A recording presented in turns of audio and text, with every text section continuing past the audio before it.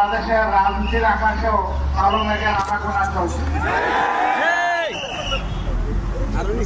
কিন্তু মেঘ যত ভারী হোক সূর্যকে আটকায় রাখতে পারে না। আগামীতে বাংলাদেশে মুক্তির সূর্য উঠবে ইনশাআল্লাহ। ন্যায়, ইনসাফ এবং কোরআনের আইনের ভিত্তিতে উঠবে। এই লড়াইয়ের জন্য তৈরি আছেন আপনারা? আগামীতে যে কোনো ফেস্টিভাল নূতন পুরাতন বুঝি না, এই ফেস্টিভালের বিরুদ্ধে আমাদেরকে কঠোর প্রতিরোধ গড়ে তুলতে হবে।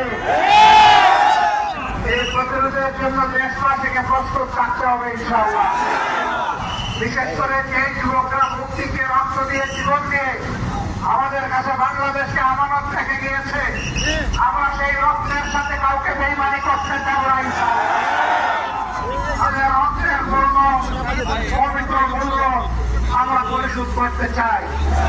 আমরা চাই এই ধরনের রক্ত যেন এই জাতিকে বারবার দিতে না হয়। কাজে আগামী নির্বাচন সুস্থ হওয়ার উপর সেটা নির্ভর করবে।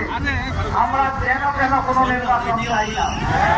বাংলাদেশের বিভিন্ন জায়গায় ইদানিং রাজনীতির নামে যে অপকর্ম উন্মাদ আমরা লক্ষ্য করছি, আমরা সংশ্লিষ্ট দলগুলোকে বলবো সাবধান হন, নিজেদেরকে সামলান, নইলে জনগণই আপনাদেরকে সামলিয়ে দেবে ইনশাআল্লাহ।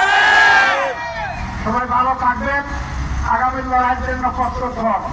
সেই লড়াইয়ে কোরআন বুকে নিয়ে আমরা জিতবো ইনশাআল্লাহ।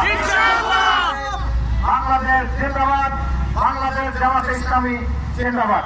আসসালামু আলাইকুম ওয়া রাহমাতুল্লাহ।